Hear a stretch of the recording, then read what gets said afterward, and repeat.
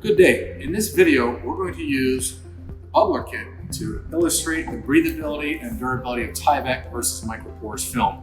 I have two different fabric swatches in front of me. One is a microporous film, the other is DuPont Tyvek. And what we're going to do is we're going to start with the microporous film. Manufacturers of this material make the claims that it's a breathable material. They use the term microporous film to describe it, giving you the impression that it has pores in it. What's going to happen is I've clamped it in this chamber. There's water in the bottom. I've got a bulb that when I squeeze it, it's going to put air pressure on one side of it. I turn this upside down. When I squeeze that bulb, if this material was breathable, you would certainly expect air bubbles to be coming through. It is completely unbreathable. It is a plastic coated fabric, and that plastic coating on there makes this completely unbreathable. So contrary to the manufacturer's claims, microporous film is not a breathable material. One of the challenges with microporous film fabrics as PPE is that the protection that this fabric has comes from that very thin layer of plastic.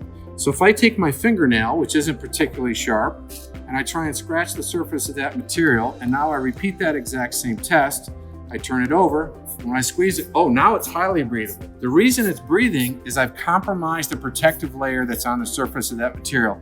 And oh, by the way, over time, water will come through the bottom of it as well. So microporous film, not only is it not breathable, but the protection that you count on to keep your workers safe is a very, very thin layer of plastic, which is very easily damaged.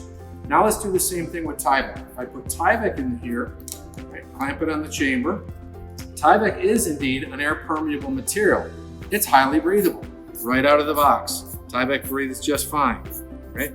And the nice thing about Tyvek is the protection that you get, the particle holdout and the protection you get from Tyvek isn't a treatment. It's not a surface treatment. It's not a thin layer. Tyvek is Tyvek through and through, all the way top to bottom.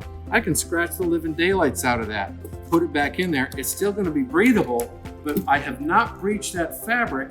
Water is still not going to come through it. I've not compromised the performance of the Tyvek protection.